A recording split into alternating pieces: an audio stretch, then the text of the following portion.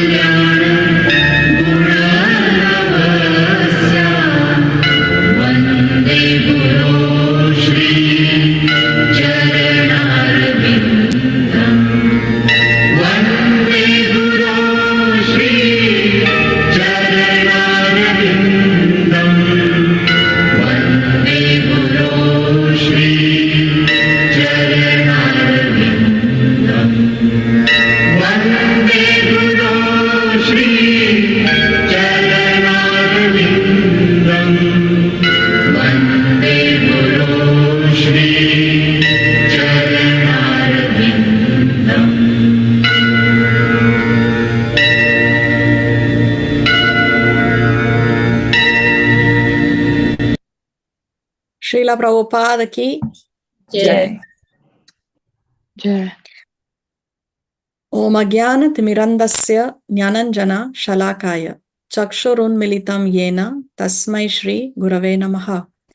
Nama Om Vishnu Padaya Krishna Prestaya Bhutale Srimate Bhaktivedanta Swamin Iti Namine. Namaste Saraswate Deve Gauravani Pracharine Nirvishesha Shunyavadi Paschatya Deshatarine. He Krishna Karuna Sindhu Dina Bandhu Jagatpate Gopesha Gopika Kanta Radha Kanta Namostute Tapta Kanchana Gaurangi Radhe Vrindavaneshwari Vrishabhanu Sute Devi Pranamami Haripriye Vancha Kalpa Taruvescha Kripa Sindhuvya Evacha Patitanam Pavanebhyo Vaishnavebhyo Namo Namaha. Jai Shri Krishna Chaitanya Prabhu Nityananda Shri Advaita Gadadhar Shrivasati Gaura Bhakta Vrinda. Hare Krishna Krishna Krishna Hare Hare Hare Rama Rama Rama Hare Hare. Please repeat after me. Om Namo Bhagavate Vasudevaya. Om Namo Bhagavate Vasudevaya. Vasudevaya. Om Namo Bhagavate Vasudevaya. Om Namo Bhagavate Vasudevaya. Om Namo Bhagavate Vasudevaya. Om Namo Bhagavate Vasudevaya. Okay, so we welcome all of you to our weekly Bhagavad Gita classes. We are glad to have with us here today Jagrati and Vinita, Dipti Adnani, Lavina Ramchandran. Then we have AK. I don't know who is AK. We have Divina, Disha Melwani, Divya Budrani. Then we have Durga Prasad, Harman Bakshani, Joli Nandwani, Karuna Jadwani, Khushbu, Lal and Mehek Melwani. Then we have Manju, Mehek Bakshani, NC Venkatchari, Neha Chatlani. My parents are there.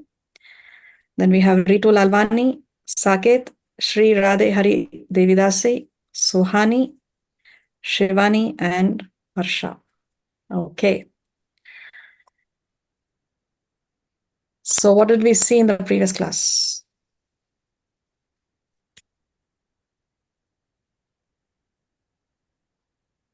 Which chapter are we on? Chapter 9. Chapter 9. What is the title of chapter 9? It is the most confidential knowledge. Most confidential knowledge. So what do we mean? What is the most confidential knowledge?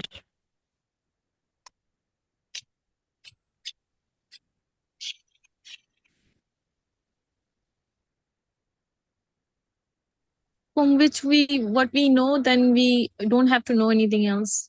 Like if we know Krishna and Krishna is Shuddh Bhakti, then we don't have to know anything else. Okay. Is unalloyed. Nice. It's unalloyed. See, pure, most confidential knowledge is nothing but knowledge of how we can conquer the unconquerable by pure devotional service. As you use the word unalloyed, no, unalloyed, pure. There is no mixing. There is no other intention other than to please the Lord. So most confidential knowledge is how we can conquer the unconquerable. So we can do that by pure unalloyed devotional service, pure bhakti. So here this chapter started with Krishna telling what is a qualification for one to understand. One is that one has to be non-envious of the Lord. If one is non-envious, then only he will give us jnana and vijnana, the knowledge and the realized knowledge. The theoretical knowledge as well as the realization of that knowledge. Then as a result of that, what happens? One will be relieved from the miseries of material existence. No more birth, death, disease, and old age. Then Krishna glorifies this knowledge in the second verse by saying it's the king of education, the most secret of all secrets, and so on and so forth. So in verse 2, he is glorifying this knowledge. And then he goes on to say that one who is not faithful, that person cannot attain Krishna. And as a result of that, what happens? One returns to the path of birth and death. Then from 4 to 10, Krishna gave us Aishwarya Jnana. He's giving us knowledge of his opulence. And he explained how he is the creator, he is the destroyer, and he is the maintainer. So he says that he pervades the entire universe, but he is not in it, which means that he is completely Swarat, completely independent. He is not subject to the rules and regulations of this material manifestation. He doesn't go through birth, death, disease, and old age. He does not have to follow the rules and regulations. So he says how he creates and he destroys. He says at the end of the millennium, everything enters into him, and at the beginning of another millennium, again there is creation by his potency.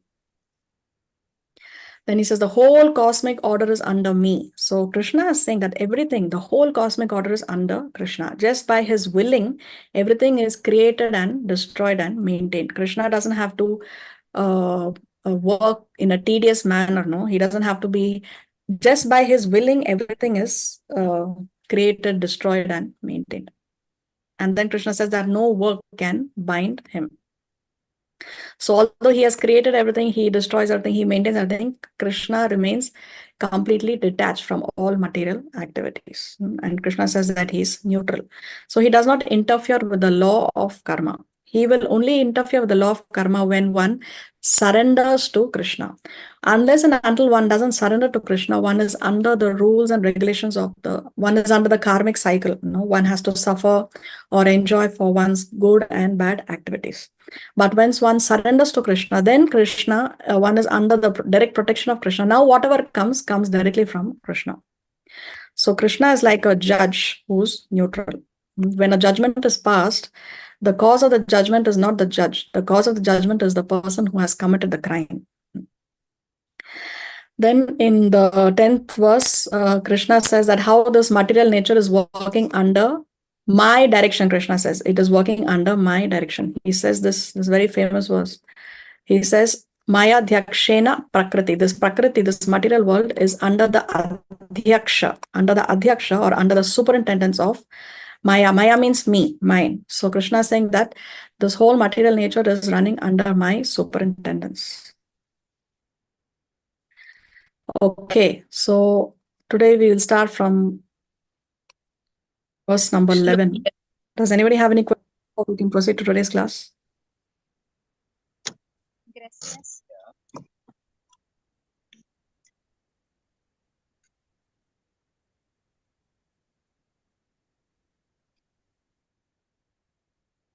Can I read, Mataji? that? Sri Radhe Hari. Okay, thank you. Let me share my screen 1 second.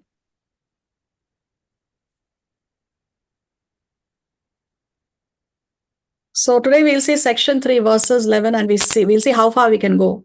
But here basically Krishna is talking about the different kinds of worshippers. He begins by mentioning people who consider Krishna to be an ordinary human being because they believe that God does not have a form, that God cannot have a form, God is formless. So when Krishna appears, they think that he is an ordinary human being with extraordinary powers. So Krishna describes them to be foolish. Krishna uses the word mudha. So here he is beginning this section by calling those people foolish. Then after that, he goes on to explain the Mahatmas or the great devotees or the great souls or the Ananya Bhaktas who worship Krishna by pure devotional service and in a constant way. So their devotion is constant and it is pure. So they are the Mahatmas, the Mahan Atmas, the great souls. So these are two extremes, the grossly foolish and then the pure devotees. And then he goes on to explain that there are people who are in between these two.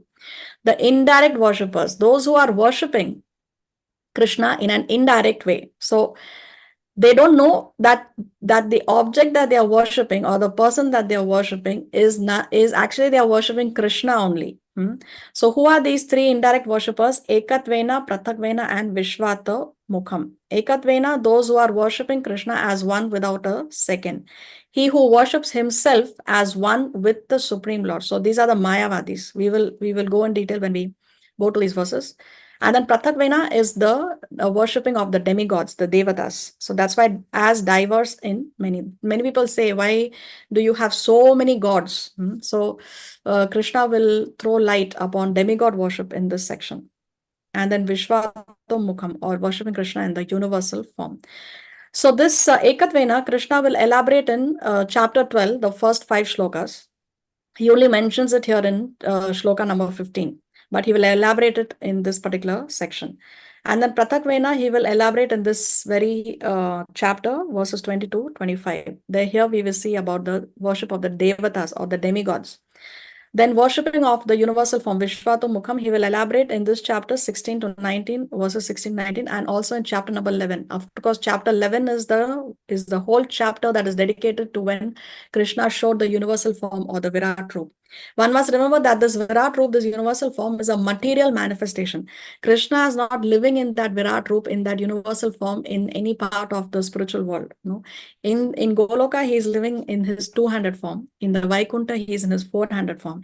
Nowhere is he actually living in that Virat Roop, in that universal form. This was a temporary material manifestation that Krishna showed to Arjuna upon Arjuna's request. Okay, so this we will see in this section. And then yeah, so this we've already discussed. Worshiping Krishna's universal form and the Devata worship. So let's first hear the shloka.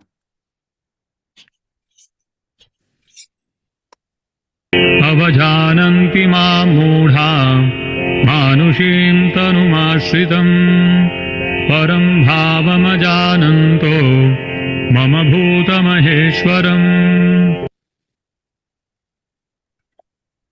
Fools deride me when I descend in the human form. They do not know my transcendental nature as the Supreme Lord of all that be. Hare Krishna.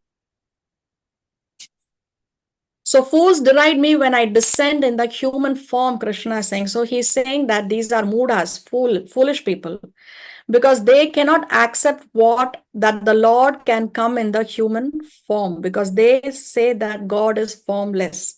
So avajananti, they don't know, avajananti. So because they are not aware, they deride, they cannot understand. So fools deride me when I descend in the human form. They do not know my transcendental nature. So they do not understand that Krishna is transcendental, param bhavam. No, the Lord can be formless. He can also take a form. What is it that God cannot do? So Krishna, yes, is the Brahma Jyoti. He is the light. But at the same time, he is also the Paramatma who is living in our hearts. At the same time, he's also a person. He's also a person who can come in the form of a human, Manushim. So he comes in a human-like form. That doesn't mean that he's an ordinary human being. It's a human-like form. So Krishna is saying, fools deride me when I descend in the human form. They do not know my transcendental nature as the supreme Lord of all that be. So they are not able to understand. He's saying that he is Maheshwaram. He's the supreme proprietor. He is Maha Ishwaram. Okay. See, so what are some of the misconceptions of Krishna or Lord Ram when they appear? What is it that people misunderstand? They think that they are ordinary human beings who have gained extraordinary powers because of extraordinary tapasya. So they have got some mystic powers. And because of that, only Krishna is able to raise the Govardhan hill on the little finger of his left hand. They are not able to accept that the Supreme Personality of Godhead has come in a human-like form. Or they say that Krishna is a failed politician. He was not able to prevent the war. Or Krishna instigated Arjuna to fight and therefore he was the cause of all this bloodshed. Or they say that Lord Ram is an agriculturist. Or Krishna is immoral. He's dancing with the gopis. So these are all the misconceptions of these foolish people because they cannot understand, they cannot accept that the Lord can descend as Manushim. He can descend in a human form. See, let's try to understand from the external angle of vision. Can something that is unlimited have a form? If there is something that's unlimited, no, there are no limits. Can something that is unlimited have a form? Yes, everything has a form. There is no such thing as without a form. Krishna has not created anything that does not have a form, and himself also has a form. And if it's unlimited, even then it has a form. Does air have a form? Uh, Is air unlimited? it has a form in a roop of smoke, not as you cannot see air, you can only feel air. But when air becomes like smoky, then it has a form. Yes. Smoke has a different form? Excuse me. Air has a form, but when it is windy. When it is? Windy. When there's a lot Windy. of, yeah. The I- speed of air. The speed of air is in some places. And that place where it is there, it has a form. No, form means we are giving it it has a definite form. You can understand what is form? Shape, that's what you're Shape. meaning. Yes. I yes. think for unlimited, I don't think you can have, because even if you have, you're only seeing one part of it, so you don't see the whole thing. So then you will feel like there is no form, it's formless. Is that correct? Yeah, from the material angle of vision, or from the external angle of vision, if you go to see, that which is unlimited does not have a form. Okay. Now, can something that has a form be unlimited? Again, from the material or external angle of vision.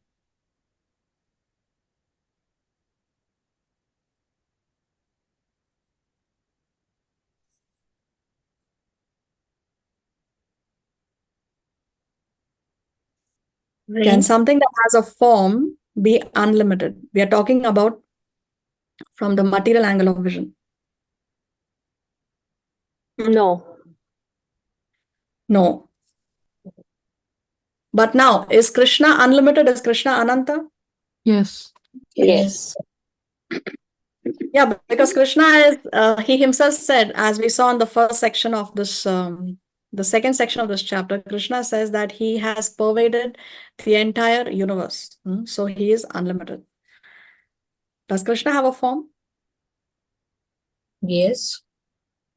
When Krishna appeared, he had the form, right? 2 hands, 2 legs. Yes. Yes. So Krishna is unlimited. At the same time, he has a form.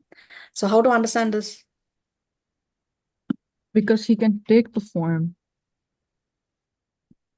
Because He is Yeah, unlimited. since He can take the form. yes, he can take the form that he wants to. He's unlimited and he also has a form. So this is what we call, we have discussed this word before. This is the inconceivable potency of the Lord. What is the Sanskrit? Anybody remembers? Inconceivable potency in Sanskrit? Satchitananda? Achintya. Achintya Shakti means inconceivable potency.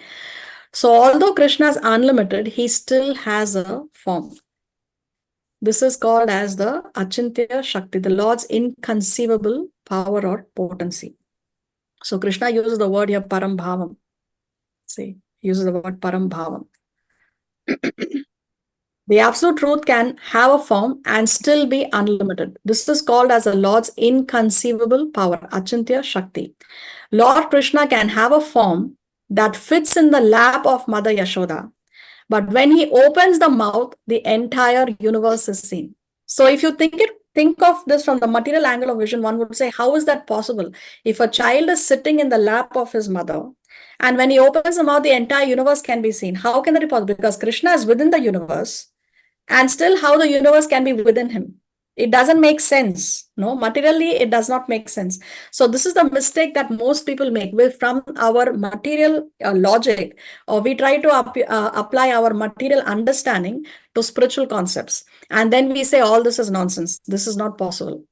So we should not try to understand spiritual truths from the material angle of vision. We need to switch. We need to make that mental switch, because these are inconceivable potencies that make such impossible things possible.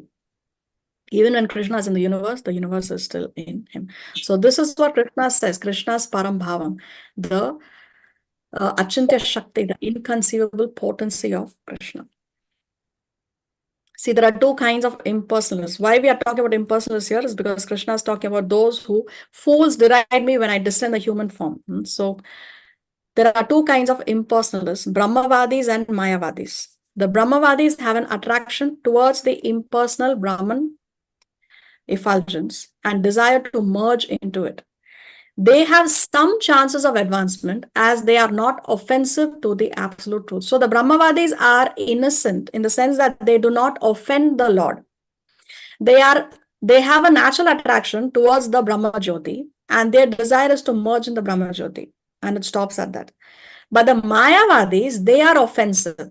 They also desire to merge into the Brahman effulgence, but they think that they can become equal to Ram, Krishna, etc., thus committing offenses to the personal form of the Lord. There is a minimization, derision, and offense towards the personal aspect of the God.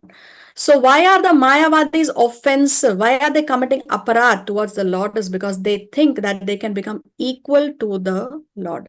But we know that we are eternally the servants of the Lord. We can never become equal, or we can never become greater than the Lord. We always remain minuscule parts and parcels of the Lord. So the Mayavadis, they think that they can become equal to Ram and Krishna.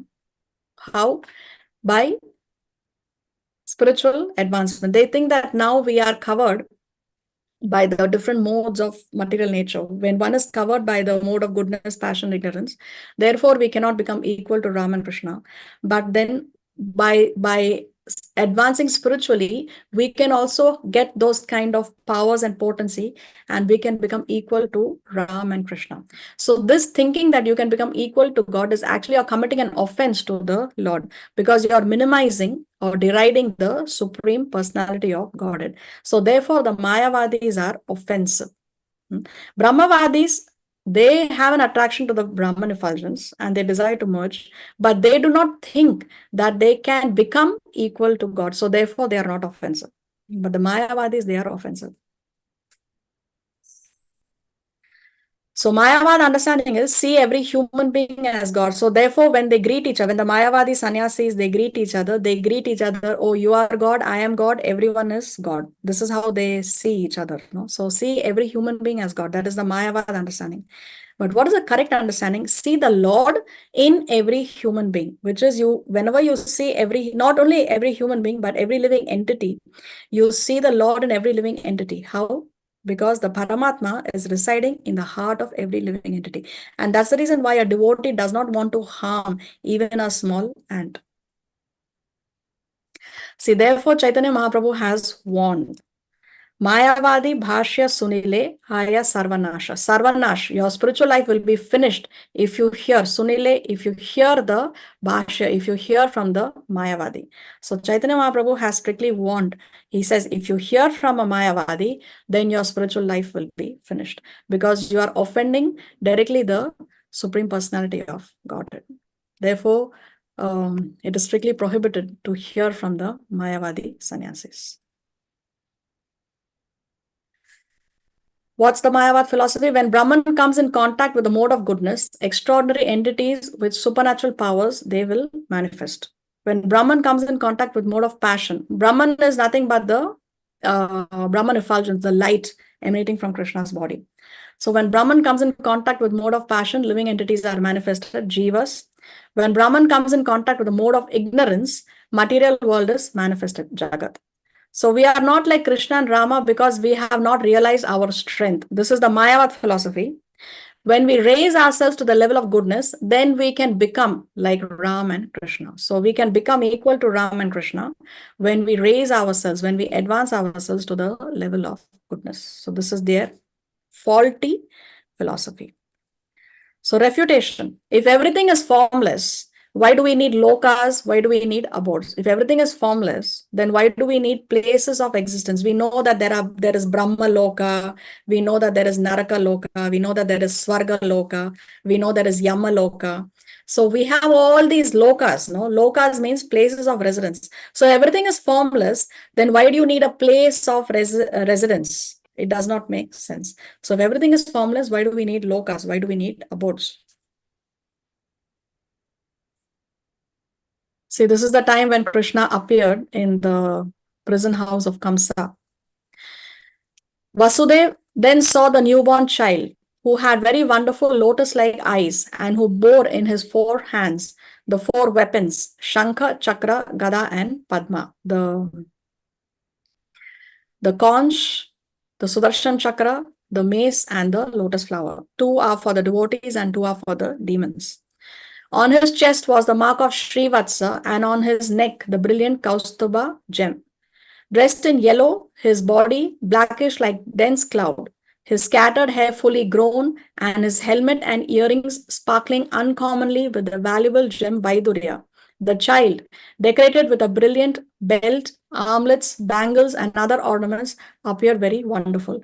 So when actually Krishna appeared, in ordinary terms, people would use the word born, but we use the word appeared.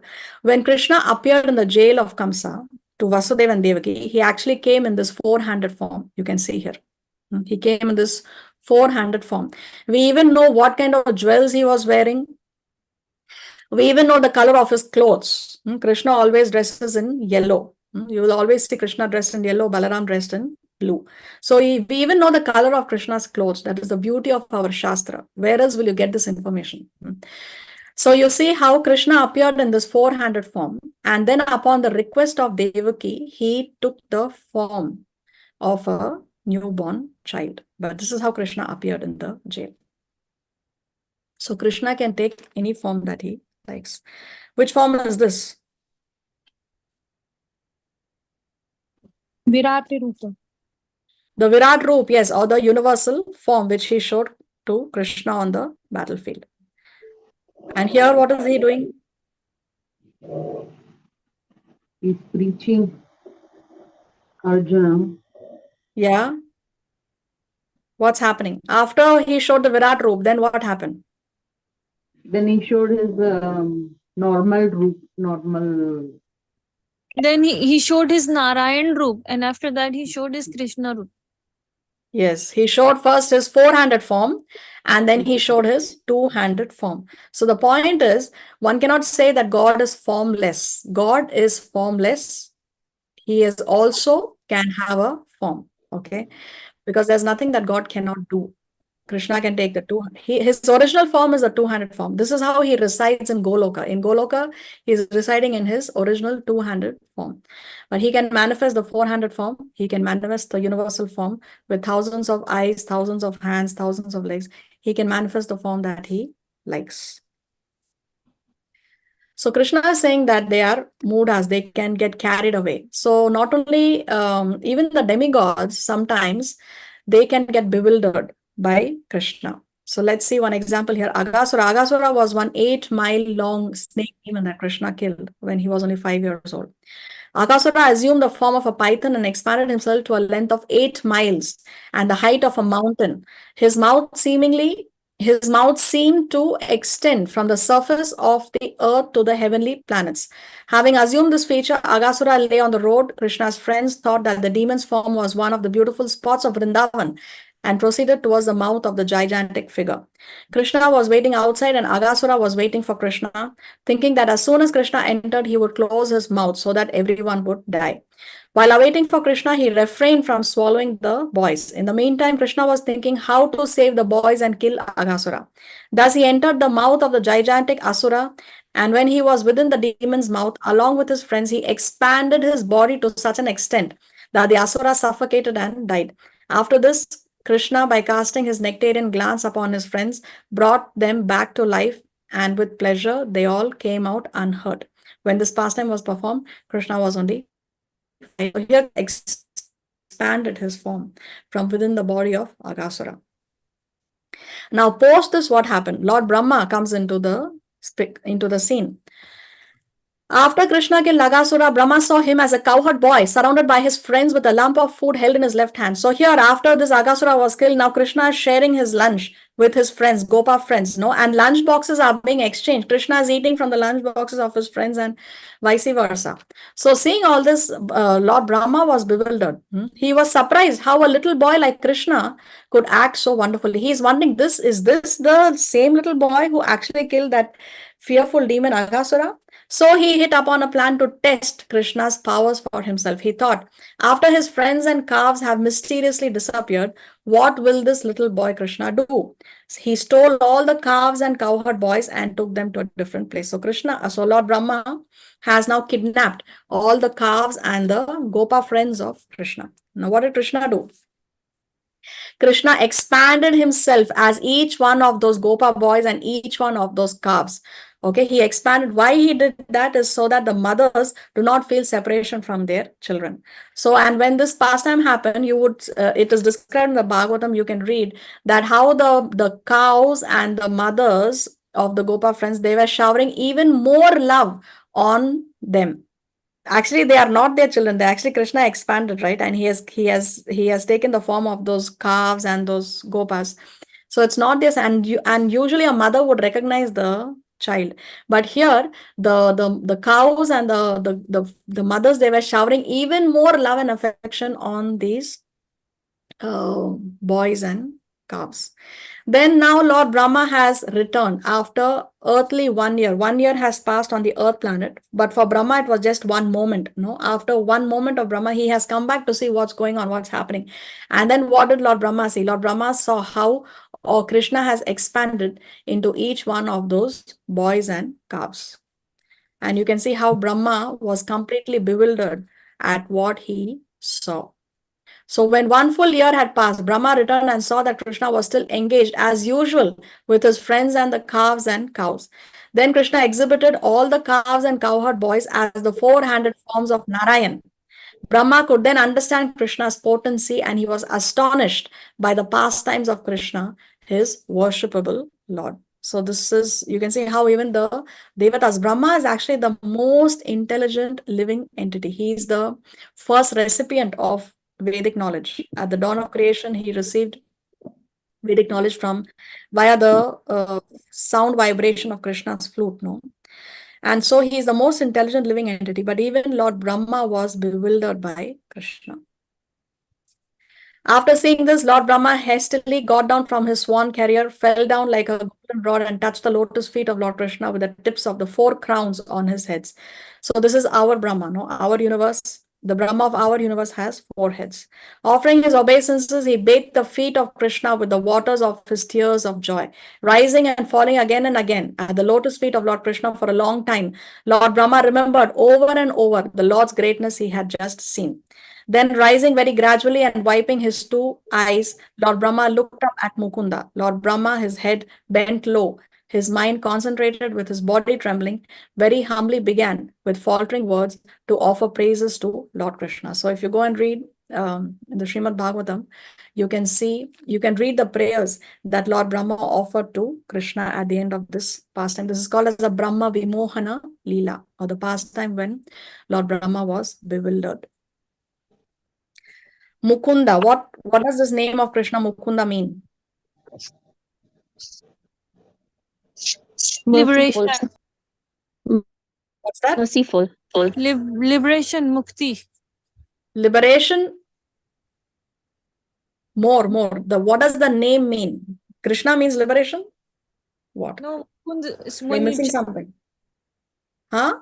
Can you give us a guess? Because when you chant Mukund, you attain liberation. So if you want to give us a little guess. It's liberator.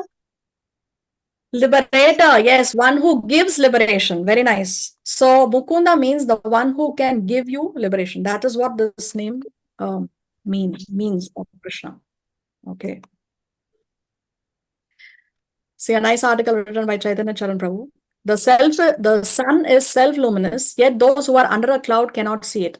The words of the Bhagavad Gita, especially its repeated proclamations of the supreme transcendence of Krishna, are self-evident like the sun.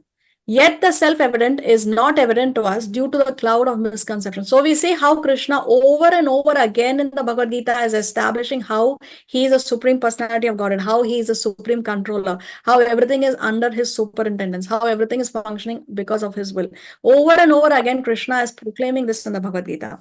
So it is very evident. No, it's very clear. There is no doubt. There is no dual view on this. But still, the self-evident is not evident to us. No, there are so many misconceptions. There are so many confusions that exist. There are so many people who do not want to accept Krishna. Why? Because just as how a person who is standing under a cloud cannot see the sun. So one is under the cloud of misconception. So what is the solution? Just as the sun can dissipate the cloud, Krishna can purify us of misconception. So we need that the cloud goes away. How can the cloud be removed? By the sun.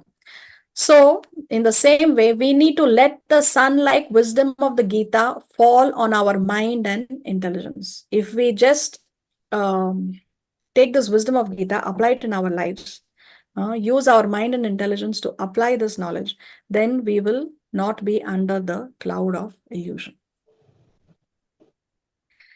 Let's go to 12. मोघाशामोघकर्माणो मोघज्ञानाविचेतसः राक्षसीमासुरीं चैव प्रकृतिं मोहिनीं श्रिताः. Those who are thus bewildered are attracted by demoniac and atheistic views. In that deluded condition, their hopes for liberation, their fruitive activities, and their culture of knowledge are all defeated. Hare Krishna. So what happens to those people who are here, let's go back because it's a continuation. Who are avajananti, those who are do not understand, those who deride Krishna. What happens to those people? Krishna is explaining in verse number 12. What is Krishna saying? He's saying that for such people, some things are baffled. Asha, moga asha.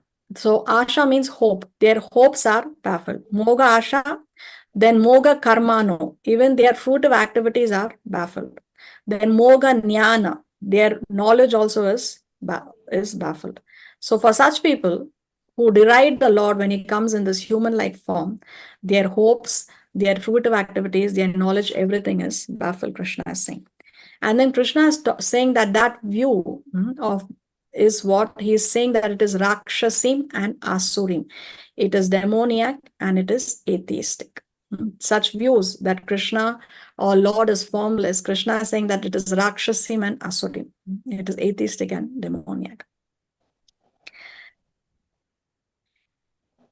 See, so of course here again Krishna is talking about the Mayavadis. No, Mayavadis, as we discussed, they are very dangerous. That's why Chaitanya Mahaprabhu said that you must stay away from them. If you hear Mayavadi Bhasha Sunile Haya Sarvanasha, we say. We saw how Chaitanya Mahaprabhu said that if you hear from a Mayavadi, then your spiritual life will be finished. So Mayavadi, see,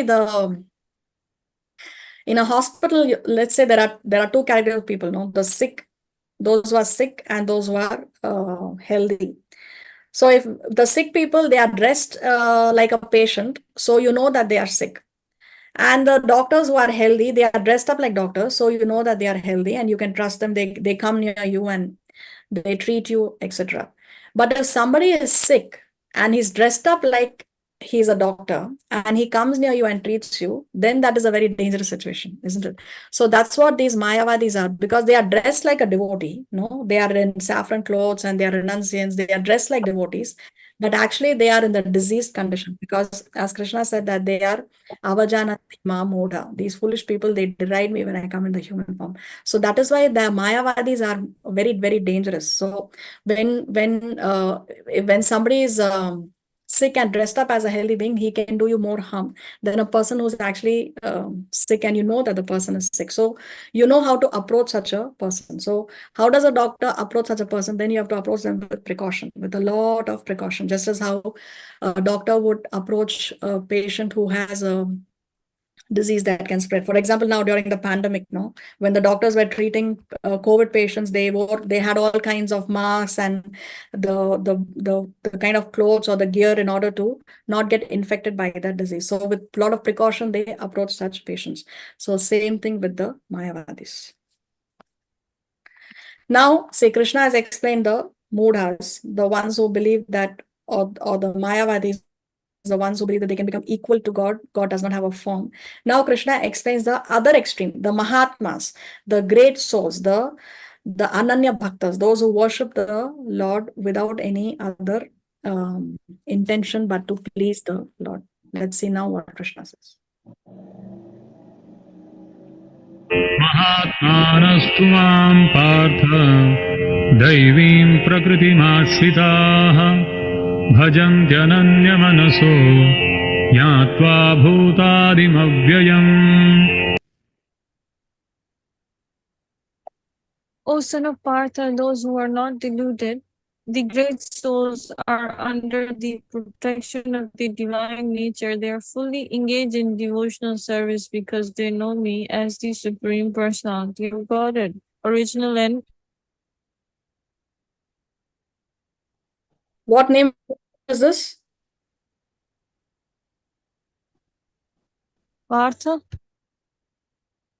Who is Partha? Pritha, sorry, Pritha. So we should not confuse Pritha and Partha. Partha is the name of Arjuna. It means son of Pritha. Pritha is the name of? Kunti. Pritha is the name of? Kunti. Kunti. Yes. So son of Pritha, those who are deluded, the great souls, are under the protection of the divine nature. So now Krishna is talking about those who are engaged in devotional service. They are saying, Krishna is saying they are fully engaged in devotional service. So there is no deviation, there is no distraction, fully engaged in devotional service. So these people, they are not deluded. They are the ones who are the Mahatmas. They are the ones who are the great souls. They are under the protection of the divine nature. They are under Krishna's protection because they are fully engaged in devotional service without any deviation. And they know me as the Supreme Personality of God, Krishna is saying. So they know him as the Supreme, original and inexhaustible. So Krishna is Adim. He is the original and he's Avyayam. He is inexhaustible. Krishna says Adim and Avyayam.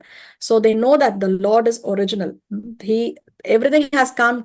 Original means what? Everything has come from him. He has not come from anyone or anything. So it cannot be that Krishna is coming from the Brahma Jyoti. No, it's vice versa. Brahma Jyoti is coming from Krishna. If somebody says that I believe in the Brahma Jyoti, but I do not believe that Krishna has a form, then it is as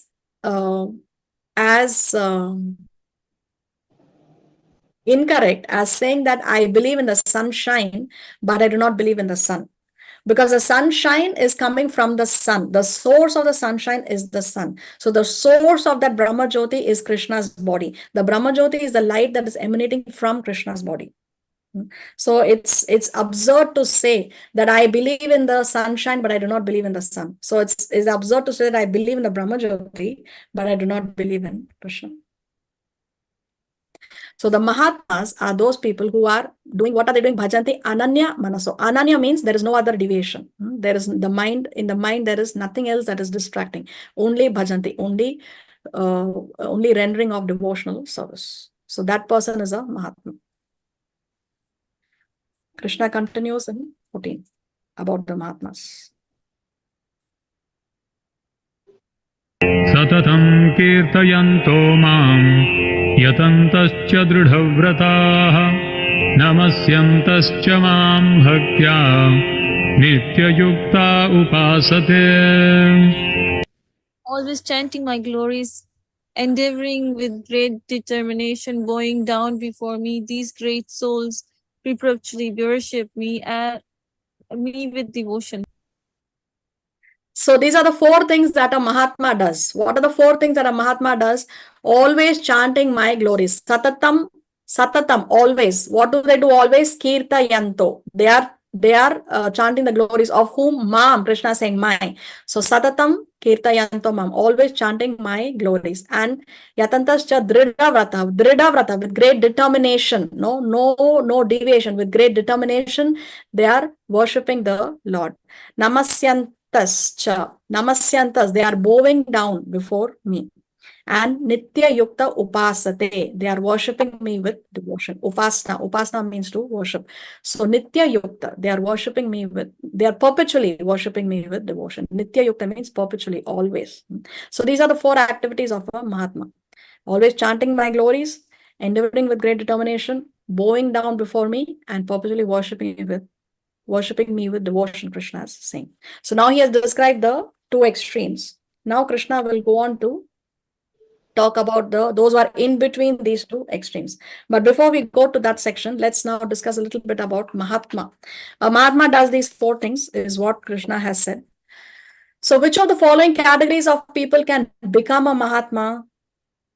Brahmachari, Grihastha, Vanaprastha, or Sannyas? Who can become a Mahatma? Sannyas, brahmacharis. All Also, of Sannyas, them. Brahmacharis. all of them. All 4 can become. All of them. Anyone who Yeah. chants Hare Krishna Mahamantra, anyone who does devotional service can become Mahatmas. Yeah, anyone can become a Mahatma. Anyone who does these 4 things that Krishna mentions here can become a Mahatma. So there is no restriction. There is no rule and regulation saying that, oh, a Grihastha, just because he's living a householder life, because he has not renounced, he's still living with wife or husband and kids and in his home. That doesn't mean that he cannot rise to the level of a Mahatma. Can you think of a Grihastha who actually defeated a sannyasi because of his spiritual strength?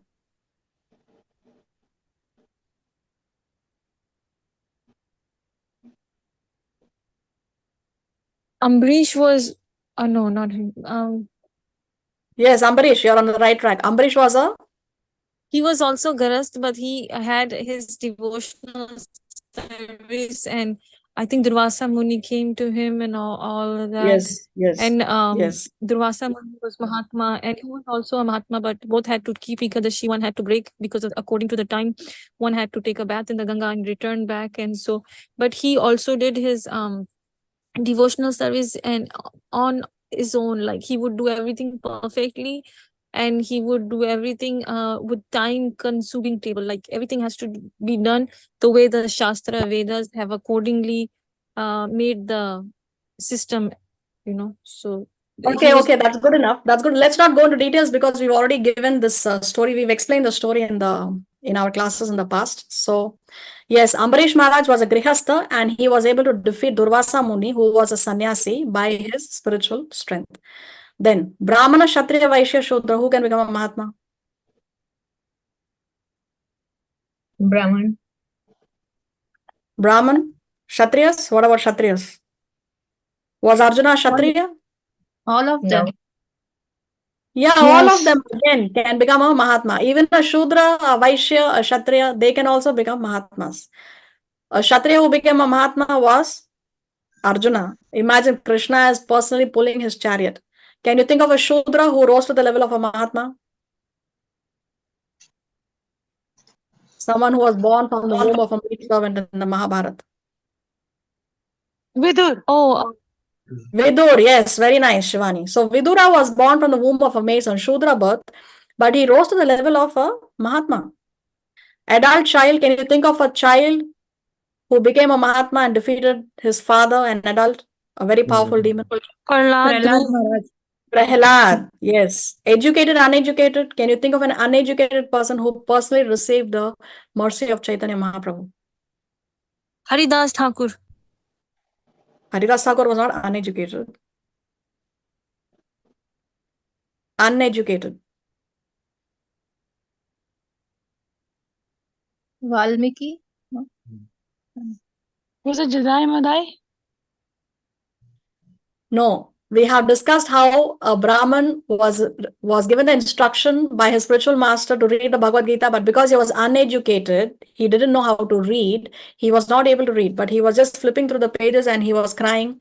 Remember, we have discussed the story. He was crying, Yes, and then yes. Chaitanya Mahaprabhu approaches him and asks him that, "Why are you crying?" And then he says that my Guru has told me to read every day the Bhagavad Gita. And then Chaitanya Mahaprabhu says, "Okay, but why are you crying?" So he says, when I visualize that the Supreme Personality of Godhead, he's pulling the chariot. No, he has taken the subordinate position of a servant, menial servant, and he's pulling the chariot. He's become the driver of for his devotee. That makes me cry. So Chaitanya Mahaprabhu said that, yes, you have perfectly understood the Bhagavad Gita. So he was completely uneducated from the material angle of vision.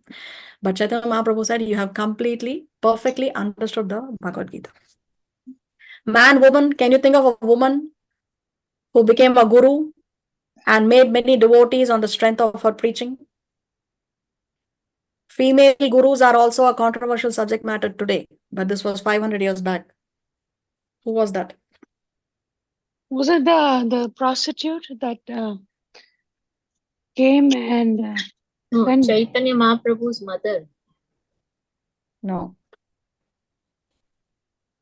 Lord Nityananda's wife. Okay, Chaitanya Mahaprabhu and Lord Nityananda, they are Krishna and Balaram. So Lord Nityananda's wife, Jahanava Mata, she became a guru. By her merciful preaching, by her potent preaching, she was able to convince many atheists, many hardcore atheists also to take up devotional service. Rich, poor. Can you think of a poor person who had nothing at all at his disposal to worship the Lord? But he was a great soul, Mahatma. The Lord personally reciprocated with him. Sudama. Sudama. Sudama, okay, very nice. Very poor, but the Lord personally reciprocated with him. Okay, very nice. One more example. We have seen in our classes. What about the Shabri. Brahmana? The Brahmana who, yeah, Shabri also. What about the Brahmana who who mentally prepared a lavish feast because he wanted to worship the Lord, but he does not have the financial resources. So he did Manasa Puja. Mentally, he prepared this feast. And then he wanted to test the temperature of the food. He inserted his finger only mentally, but his finger was actually burnt. So the Lord, what does that mean? The Lord is reciprocating his love immediately, isn't it? So he was completely poor. He had no financial resources, but he had the desire to opulently worship the Lord. And he so mentally did it, and the Lord was accepting. What about geographical restrictions? Indian, American, Chinese, Russian? Is Everybody. Mahatma only a made in India product? No. No, everybody. Everybody, yes. So one must not think that Mahatmas or great souls or only devotees are only born in India. He can be born, he or she can take birth anywhere on the planet, anywhere in the universe. We know many of Srila Prabhupada's disciples, they surrendered to Srila Prabhupada, and today they are stalwart devotees, no? For 50, 60, 70 years now, they have been serving the mission. They are serving Srila Prabhupada, they are still serving and making devotees, and now they are gurus in ISKCON. So sometimes people ask, oh, why did you accept an American guru? India mein koi nahi mila kya? So Mahatmas or great souls are not only a made India product. What matters is the spiritual advancement of the person, not what passport is he holding. That doesn't matter. A sinner, an offender, dacoit, hunter, can they become Mahatmas? Yes. Can you give an example? Valmiki. Valmiki, well, he was a dacoit, isn't it? He even went to attack Narada Muni with his sword. He approached Narada Muni with a sword and he wanted to attack him with the sword. But then because of Narada Muni's preaching, he chanted the holy name, and then he was so qualified that he was empowered to script the Ramayana. Very nice. Then offenders who became Mahatmas. Jagai Madai. Jagai and Madai, yes. Jagai and Madai, the two offenders, they offended Nityananda Prabhu. They struck him with the pot. Lord Nityananda Prabhu was bleeding. Chaitanya Mahaprabhu invoked his Sudarshan Chakra and he immediately wanted to kill them, isn't it? But Lord Nityananda pleaded to forgive them. Then they surrendered to Chaitanya Mahaprabhu. Chaitanya Mahaprabhu then forgave them, and then they became stalwart devotees. Who was a hunter and became a Mahatma? I don't remember his name, but starts he with used to kill the animals and watch them suffer. Valmiki. Yes, he used to kill the animals, and how he used to kill them? Not Valmiki. Valmiki was a dacoit.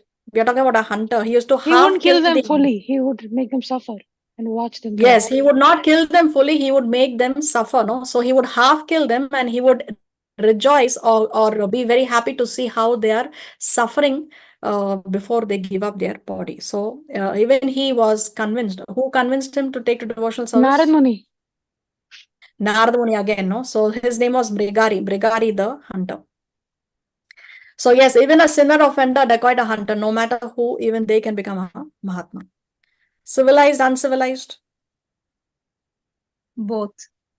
both also can become Mahatma. So what we are trying to say is that it doesn't matter what category of one belongs to, anybody can rise to become a Mahatma. So the Lord is impartial. He gives an equal opportunity to everyone. No, so Krishna is an equal opportunity employer.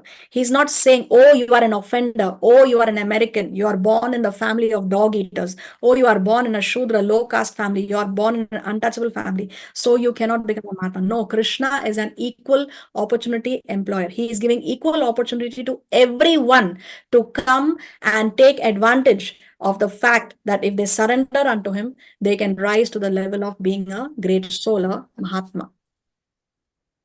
So who's this? No. Valmiki? Yeah, this is Valmiki. He was previously Ratnakar and then he became Valmiki.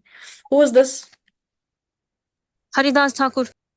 Haridas Thakur. He was born in a Brahmin family? No, he was born in a Muslim family. meat-eating family, isn't it? He was born in a Mohammedan family, Islamic, and therefore, but then he rose to the level of being the Nama Acharya. Nama Acharya, Chaitanya Mahaprabhu himself certified that Haridas Thakur is a Nama Acharya, one who can teach by his own personal example how we should chant the holy name. So you can see Chaitanya Mahaprabhu here, he's personally carrying, when Haridas Thakur gave up his body, he personally carried his body, and then the last rites and rituals were performed for Haridas Thakur in the presence of Chaitanya Mahaprabhu. In fact, he himself did the needful. Who are these two personalities? The Goswamis, two of the Goswamis. Two Goswamis, what are their names? Raghunath Bhatt. And I don't remember the other one. The two first names that come. Who is the author of the Nectar of Devotion? Sanatan Goswami and Rupa Sanatan Goswami. Goswami. Rupa Goswami and Sanatan Goswami, isn't it? So see, they were actually serving under Muslim rulers at that time. See, there are many names for God throughout the world and throughout the universe, but Krishna is the supreme name according to Vedic knowledge. Therefore, Lord Chaitanya Mahaprabhu recommended the chanting of Hare Krishna, Krishna Krishna, Hare Hare, Hare Rama, Rama Rama, Hare Hare, as a supreme means for realization in this age.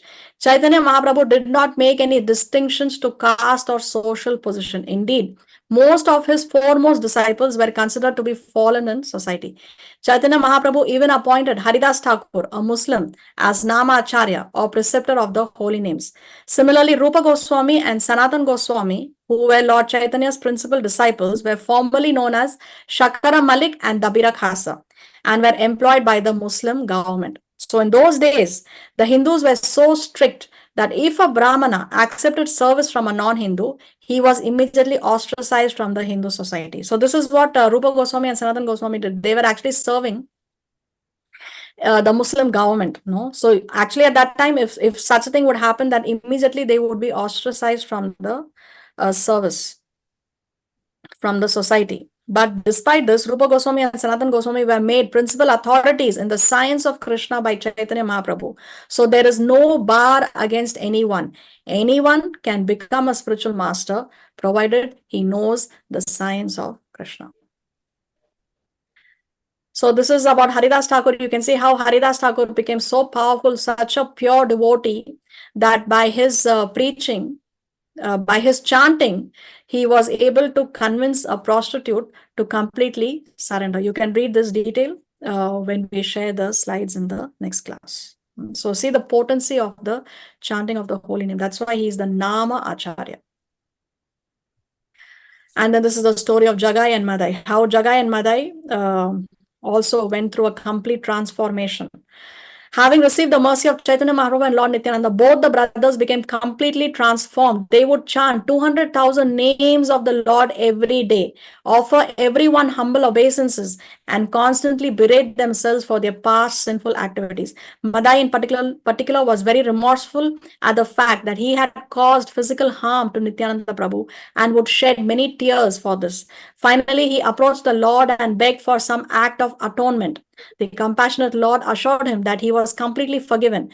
But if he wanted to atone for his past sins, then he could build a bathing place at the banks of the river Ganges to help people take a bath. Madai enthusiastically built this place, which still exists in the name of Madai Ghat. If you visit Mayapur, in Sri Mayapur Dham, you can actually go and visit Madai Ghat, the place, the bathing ghat that Madai built upon the instruction of Chaitanya Mahaprabhu. He would constantly be present there, humbly offering any and all services to devotees. In this way, the two brothers spent the rest of their lives singing the glories of Chaitanya Mahaprabhu and Nityananda Prabhu. So what a transformation. See here, you can see these two offenders, and then they became stalwart Vaishnavas. What a change, no? What a transformation. Their samadhi also is mentioned at Madai Tala. If you visit Mayapur Dham, you can see. Then this is Mrigari the hunter. See here, he would half kill the animals, and then because of the association with Narada Muni, he underwent such a transformation that when Narada Muni went to visit his disciple after a few days along with his friend Parvata Muni, and Mrigari was approaching his spiritual master, he was very careful that there are ants on the way. So he was trying to move the ants with his cloth because he didn't want to step on the ants and unknowingly kill them. So what a transformation from one who took pleasure in half killing the animals, from being that sadist and getting that pleasure. Now he doesn't want to step on the ants. What a transformation. So even a hunter, a sadist, can become a Mahatma. So this is Prahlad again. This is, who are these two personalities? Durvasa Muni and Amrish Maharaj. Amrish Yes, Maharaj. Durvasa Muni and Amrish Maharaj. We already discussed. Who is this? Prahlad or No, Dhruv? Prahlad is here. Dhruv, yes, Dhruv Maharaj. No, he personally saw the four-handed form of the Lord. And he was also only a 5-year-old child. See, Prahlad was born in a demon family. He is not born in a devotee family. He is not born in a Brahman Kshatriya family. He is actually born in a demon family. But still, he became a Mahatma. This is Jahanava Mata, we have discussed. And this is the Brahmana who burnt his finger when he did Manasa Puja. And this is Vidura from the Mahabharata. We have already discussed all of them. See here, this is a very recent photo. This is in Russia. Now, she is a woman. She is a Brahmana initiate. And she is blessing a man who is from Indian origin. So what a powerful picture, isn't it? So he is Indian. She is Russian. He's a man. She's a woman. But now she has elevated herself because of her spiritual practices. She's a Brahman initiate. And so she's a Brahmana in the ISKCON temple, and she is blessing this Indian man. So age no bar, caste no bar, gender no bar, geographical location no bar. See What this was the person. name of the Brahmin? Sorry, Who? the Brahmin who did not know how to read. That tried name on- is not given. That name is not available to us. It's only written a Brahmana. That's all. Okay, thank you. You're welcome. Okay, the Mataji. symptoms of a sadhu. What's Sorry, that? can I ask you one question? Yes. Mataji, the Haridas Thakur, who was he incarnation of? Do we know? Haridas Thakur was actually Lord Brahma. Oh, okay. Okay, thank you. Hare Krishna. The symptoms of a sadhu are that he is tolerant, merciful, and friendly to all living entities. He has no enemies. He is peaceful. He abides by the scriptures, and all his characteristics are sublime. So anybody who has the symptoms of a sadhu, who has these qualities, he is a sadhu. He is a saintly person. He is a Mahatma. Nothing else matters. So as we discussed, Krishna has described Mudas and Mahatmas. Now he will see the three categories who are in between, the Ekatvena, Prathakvena, and Vishvato Mukham, the Brahmavadis, the demigod worshippers, and the worshippers of the universal form. Let's hear the shloka. ज्ञानयज्ञेन चाप्यन्ये यजन्तो मामुपासते एकत्वेन पृथक्त्वेन बहुधा विश्वतो मुखम्. Others who engage in sacrifice by the cultivation of knowledge worship the Supreme Lord as the one without a second, as diverse in many and in the universal form. So one who is engaged in sacrifice by the cultivation of knowledge, jnana yajnena. So he is talking about the three kinds of jnanis who are worshipped in different kind of a worship. What are they? Ekatvena, Prathakvena, and Vishvato Mukham. Ekatvena, worshipping the Supreme Lord as the one without a second. So they are the Brahmavadis or the Mayavadis. Then Prathakvena, diverse in many. So they will accept even the Devatas as a supreme personality of Godhead. That's why we have so many, they will say that you have so many gods, no, diverse in many. And Vishvato Mukham, the universal form. So here is a summary, and then Krishna will go on to elaborate. See here in the purport, we can read how the Ekatvenas, who worship the Lord as one without a second, they are the lowest and the most predominant. They are lowest and most predominant. One without a second means there is nobody who's inferior and nobody who's superior. We are all equal to God. That's what it means, one without a second. So they believe that we can become equal to God. So they are the lowest and the most predominant. Most of the human population who are worshipping are in this category, Ekatvenas. Then Prathakvena concocts some form of the Supreme and worships that form, includes demigod worshippers. So somebody will say that so-and-so is a Devata and he is a Supreme Personality of God. And somebody who's a worshipper of Durga will say Durga is the Supreme. Somebody will say Ganesh is the Supreme. Somebody will say Lord Shiva is the Supreme. Somebody may say Lord Brahma is the Supreme. Indra, Chandra, Surya, Varuna. There are so many Devatas, isn't it? But we should understand what is the position of the Devatas and what is the position of Krishna. What is the position of the president of the country and what is the position of the other ministers of the country. It's not that we are belittling or we are insulting. No, we worship, or rather we respect everyone. It's not a joke to be a devata. It's not a joke to get that position of a devata. But we should not get confused. We need to worship them in their correct position. That is what is important. Then, of course, Krishna will further elaborate.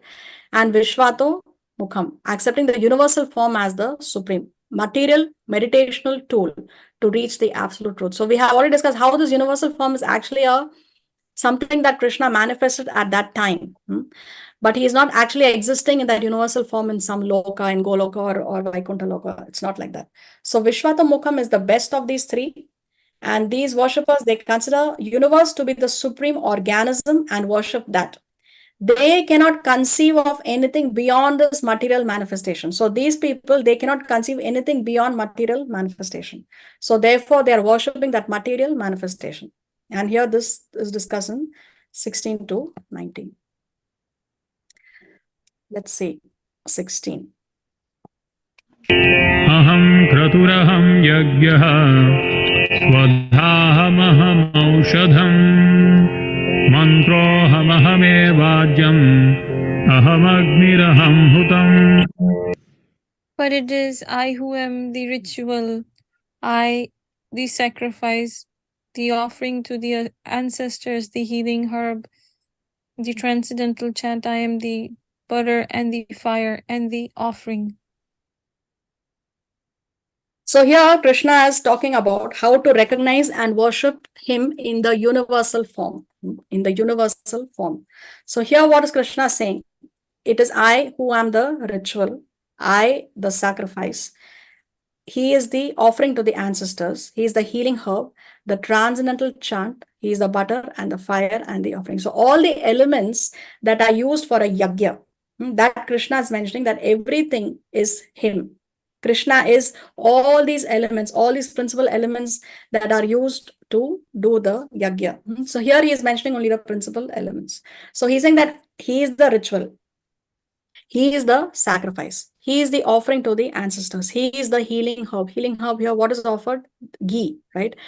Then he is the transcendental chant. Even the chants, even the mantras, that is also Krishna. He's saying, I am the butter, I am the fire, and I am the offering. So everything is Krishna. Now, Srila Prabhupada mentioned in the purport the Pancha Mahayagya, the 5 sacrifices performed by the householders to become free from unintentional sins and repay the Brahmanas, Devatas, ancestors, other living entities, and human beings. So, it is a duty of every human being to do this Pancha Mahayagya.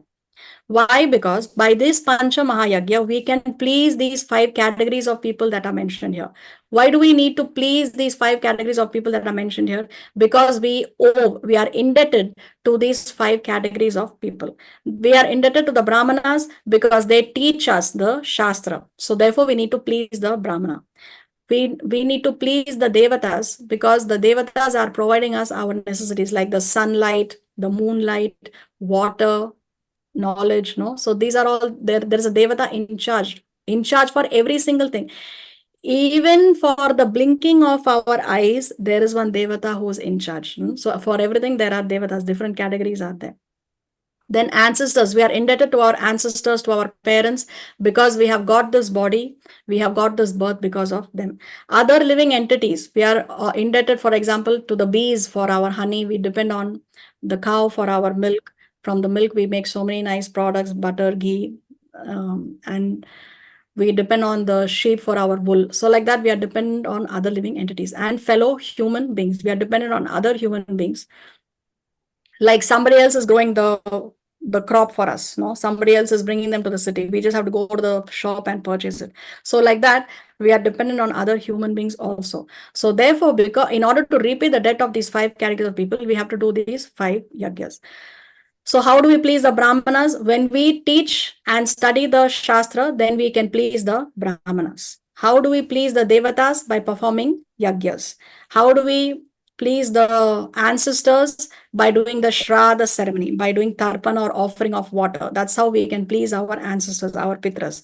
How can we please the other living entities? By offering food to all creatures. That's why in our culture we have feeding the crows. You remove one portion of your food first and then you can eat the rest, like that. So why? Because we need to feed the other creatures. And then we also have this culture of how we treat the guests as God. No, we receive them nicely. So when we have guests at home, we should be very hospitable to them. So like that, we can please the other human beings. So like that, these are called as the Panchamaha Yagyas. So Manu Samhita says a householder has 5 slaughterhouses. What are they? The hearth, the grinding stone, the broom, the pestle, and the mortar, and the water vessel. Why? Because every time a householder, grihastha, uses these, some living entities are losing their lives.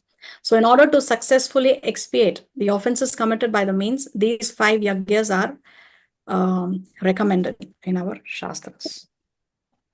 He who neglects not these 5 great sacrifices while he is able is not tainted by the sins in the 5 places of slaughter, though he constantly lives in the house. He who does not feed these 5, the gods, the guests, those whom he is bound to maintain, the mains and himself, lives not though he breathes. They call these 5 sacrifices also Ahuta, Huta, Prahuta, Brahmya, Huta, and Prasita. So like that, the Shastra says that it is important for each one of us to perform these sacrifice, these 5 Pancha Mahayagya. Now question, is there any householder who's exempt from doing these 5 yagyas? No. No? Maybe Shudras? Shudras? Those who are in devotional service.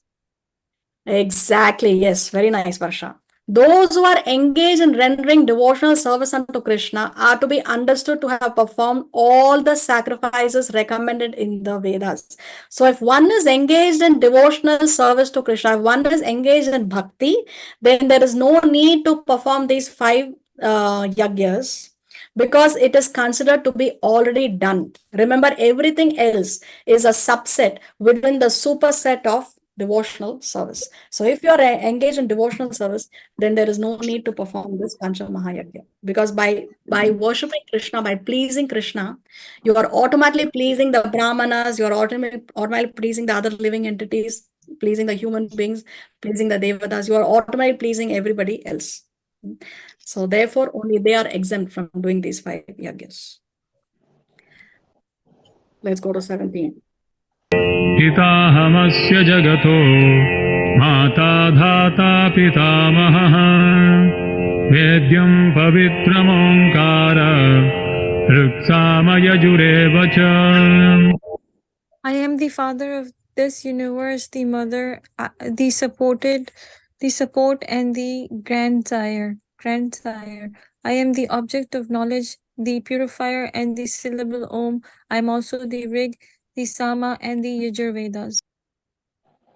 So Pitaham Asya Jagato, of the Jagat, he is the Pitaham, he is the father. So Krishna is saying that I am the father of this universe. He is also the Mata, he is also the mother of the universe. Dhata, he is the support of the universe. Pitamaha, he is also the grandfather of this universe.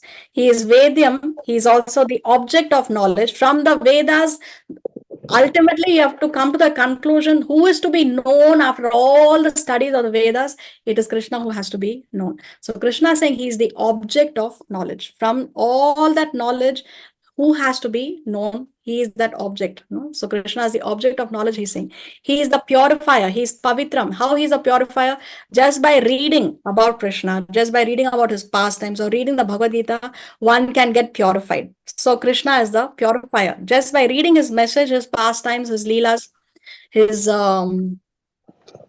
about his name, fame, form, we can get purified. So he is the purifier. He is the syllable Om, Omkara, Krishna is saying. There are many people who don't have a problem chanting Om, but they have a problem accepting Krishna. But Krishna is saying that Omkara, that is also Krishna only. So he's also the syllable Om. All the mantras begin with Om. There is no mantra that does not begin with Om. So all the mantras begin with the name of Krishna. So the syllable Om. Krishna, then he's saying he's also the Rig Veda, the Samaveda, and the Yajur Vedas. So nothing can exist independent of Krishna. So one may say, why is Krishna mentioning only 3 Vedas here? Why is he not mentioning 4? There are actually 4 Vedas. So for that, you can get the answer here. The original Veda, is Atharva Veda, later on divided into 4 for divisional understanding. So the 3 Vedas, Rig, Sam and Yajur, are specifically directed at the Supreme. Yagyas and hymns to connect with the Lord. Atharva Veda is all the other stuff, politics, military science, Vastu Shastra, Ayurveda, Varnashram, and so on. In other words, all the material sciences. So original Vedas, Atharva Veda. From here, then many things were categorized and taken to Sama, Yajur, and Rig Veda. So whatever was remaining, all the material sciences, that is in the Atharva Veda. Let's go to 18. गतिर्भर्ता प्रभुः साक्षी निवासः शरणं सुहृत् प्रभवः प्रलयस्थानं निधानं बीजमव्ययम्. I'm the goal, the sustainer, the master, the witness, the abode, the refugee, and the most dear friend. I am the creation and the annihilation, the basis of everything, the resting place and the internal seed. So Krishna says, I am the goal. He is the Gatir. Ultimately, the goal is to reach Krishna. Then he's saying he's a Bharata. He's a sustainer. He's the one who sustains. No, he's the one who maintains this entire cosmic manifestation. He's Prabhu. He's the master. Sakshi, he's a witness. How is Krishna a witness? How is he witnessing each of our activities? Sitting in our heart, right, and seeing everything we are desiring and doing.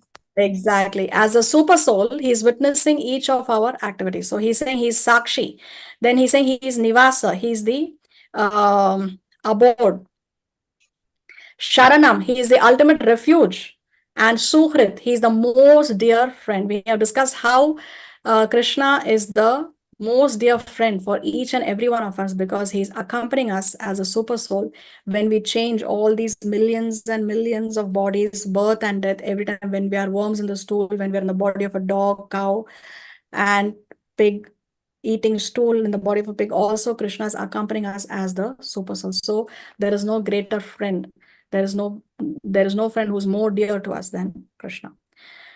Then he says, I am the creation, I am the annihilation, the basis of everything. He is the resting place and the eternal seed. What name of Krishna means that he is a resting place of all the living entities? Narayan. Narayan, yes, very nice. The word Ayana means resting place. No, that's why the bedroom is called as Shayana Kaksh, where we rest, Shayana. So the word Ayana means to rest. So Lord is called as Narayan. Nara means living entity. So Narayan means he is the resting place. He is the ultimate resting place of all the living entities. And then Krishna says that he is also Bijam Avyayam. Bijam Avyayam, he is the eternal seed. So it's Krishna as the original seed from which everything else has come into existence. The last verse for today, and then we will wind up. 19. तपाम्यहमहं वर्षं निगृह्णामुत्सृजामि च अमृतं चैव मृत्युश्च सदसच्चाहमर्जुन. Oh Arjuna, I give heat and I withhold and send forth the rain. I am immortality and I am also that personified. Both spirit and matter are in me. So Tapami, Krishna is saying Tapami Aham. I am the one who gives the heat. And Aham Varsham. He is only the one who's sending rain. So one can say, but rain god is Indra. The sun god is giving heat and light. So how is Krishna saying that he gives heat and he gives rain? Because Krishna is the they're just the representative of giving the duties that are different duties, but Krishna is the main subject matter that provides all that. If it wasn't for Krishna, all these things would have not been created. Krishna has created all these things and then he has left them to play their role, play their duty. But Krishna is the source. Yeah, Krishna is the source. So all the devatas also have come into existence because of Krishna, and it is Krishna who has empowered them with the particular task, with a particular service. Okay. So therefore, Krishna is saying, I give heat, I withhold, and I send forth the rain. I am immortality. And he's also death personified.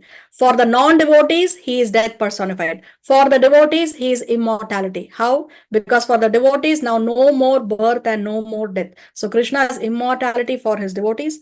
But for the non-devotees who do not want to surrender, he is death personified. Because for them, again and again, they have to go through death, birth, death, birth, death, birth, death. Both spirit and matter are in me, Krishna is saying. Sat and Asat. Sat means that which is spiritual, and Asat means non-spiritual. That means material. So everything material and everything spiritual are in me. Cha aham. Sat Asat cha aham, Arjuna. Everything that is spirit and matter. So beyond material, beyond spiritual, there is nothing. Everything is within these two. So that also Krishna is saying that is in me. So here in this section of verses, Krishna has described Vishvato Mukham. You know, the three people who are worshipping Krishna indirectly, we said that there are three. Ekatvena, Prathakvena, and Vishvato Mukham. In these verses, Krishna is describing Vishvato Mukham. That's why he's describing how this whole material manifestation is none other than Krishna. In the next class, from 20 onwards, we will see how Krishna is going to talk about Prathakvena, the worship of the Devatas, worship of the demigods. Here also Krishna is going to reveal some very mind-boggling facts, but that is for next Saturday, if Krishna so sanctions. Srila Prabhupada ki jai, Srimad Bhagavad Gita ki jai. Jai. Do we have any questions?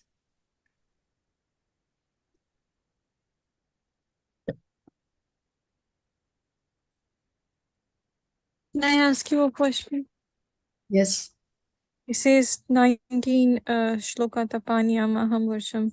It says that matter and spirit, no distinction between matter and spirit. What does that mean? No, he is not saying no distinction. He's saying matter and spirit are in me.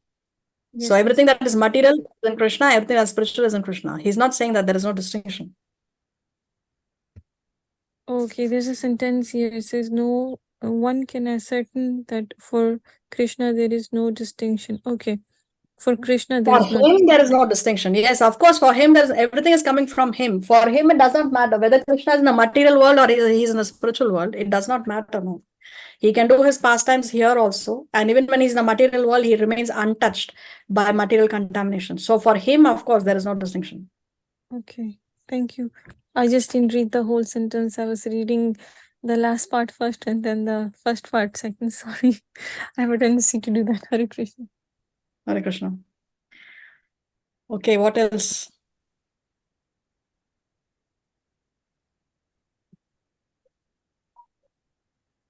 By next Saturday, we will, Krishna willing, we will put up chapter 9 exam. Okay. Any other questions or doubts or anything we need to discuss?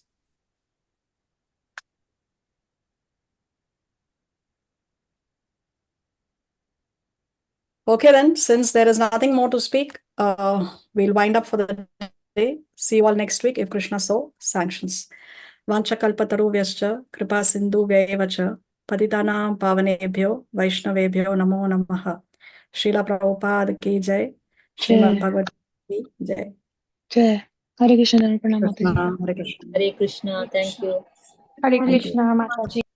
Hare Krishna. Krishna, thank you. Hare Hare Krishna. Krishna. Thank you very much. Prabhupada.